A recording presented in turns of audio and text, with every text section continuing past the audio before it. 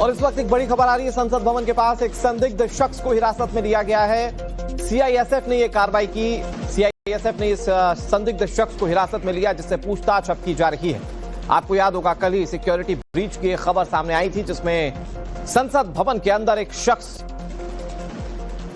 गरुड़ द्वार तक पहुंच गया था और उसके बाद आज एक संदिग्ध शख्स को सीआईएसएफ की टीम ने हिरासत में लिया है। अब यह शख्स कौन है?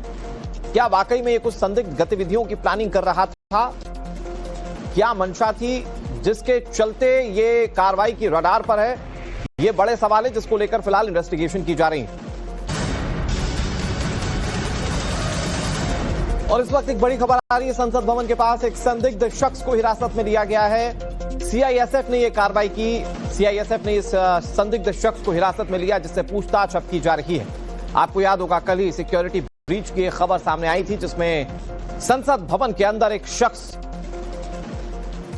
गरुड़ द्वार तक पहुंच गया था और उसके बाद आज एक संदिग्ध शख्स को सीआईएसएफ की टीम ने हिरासत में लिया है। अब यह शख्स कौन है?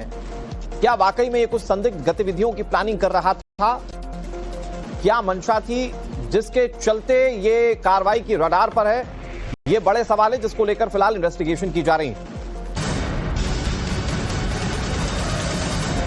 और इस वक्त एक बड़ी खबर आ रही है। संसद भवन के पास एक संदिग्ध शख्स को हिरासत में लिया गया है। सीआईएसएफ ने यह कार्रवाई की। सीआईएसएफ ने इस संदिग्ध शख्स को हिरासत में लिया, जिससे पूछताछ अब की जा रही है। आपको याद होगा, कल ही सिक्योरिटी ब्रीच की एक खबर सामने आई थी, जिसमें संसद भवन के अंदर एक शख्स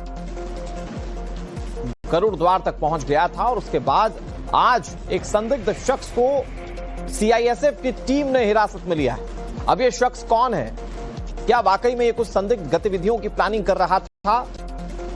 क्या मंशा थी जिसके चलते ये कार्रवाई की रडार पर है? ये बड़े सवाल है, जिसको लेकर फिलहाल इन्वेस्टिगेशन की जा रही है।